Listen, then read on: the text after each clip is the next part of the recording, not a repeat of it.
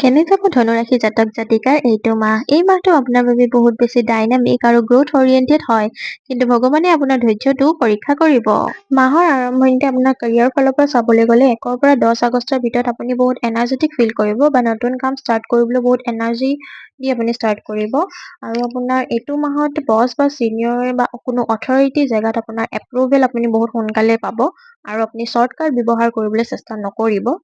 11 পৰা 20 আগষ্টৰ ভিতৰত আপুনি কলাবৰেশ্যন বা আপোনাৰ টিম ৱৰ্ক কৰিলে বেছি ফাইদা হ'ব। নিজৰ ওপৰতে গোটেই দায়িত্বখিনি বা বোজাখিনি ল'বলৈ চেষ্টা নকৰিব। পাৰ্টনাৰশ্বিপত অকণমান কাম কৰিবলৈ চেষ্টা কৰক, কিন্তু আপোনাৰ কলিগসকলে আপোনাক হয়তো জেলাছ কৰিব পাৰে বা আপোনাৰ প্ৰতি হিংসা ভাৱ ৰাখিব পাৰে।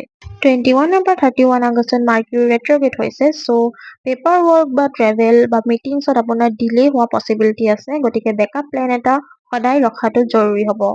ফাইনেন্সৰ ক্ষেত্ৰত ইনকামটো ষ্টেবল থাকিব, কিন্তু আনএক্সপেক্টেড এক্সপেন্সেছ বহুত হ'ব পাৰে। ঘৰ, গাড়ী বা হেল্থ ৰিলেটেড আপোনাৰ পইচা খৰচা হ'ব পাৰে। ইনভেষ্টমেণ্ট কৰিবৰ কাৰণে আগষ্ট মাহৰ ছেকেণ্ড উইকটো বেষ্ট হ'ব। লাষ্ট উইকটো আপোনাৰ বাবে অলপ ৰিস্কি হয়।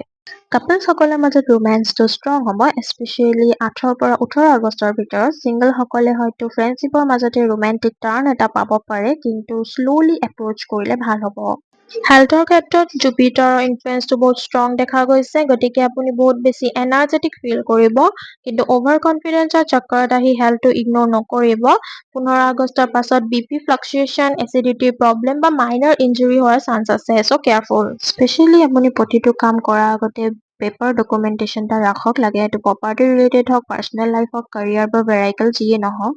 ছেকেণ্ড হাফটো আপোনাৰ ভাগৰ ফাইনেন্সিয়েল ডিচিজনৰ কাৰণে অকণমান উইক দেখা গৈছে, গতিকে ভাবি চিন্তি ডিচিজন ল'ব। মেডিটেশ্যন, ট্ৰেভেল বা এনেকুৱা ধৰণৰ প্লেনিঙে আপোনাৰ ষ্ট্ৰেছটো দূৰ কৰিব আৰু আপোনাৰ কাৰণে বেনিফিচিয়েল হ'ব। Comment if already these things are happen with you.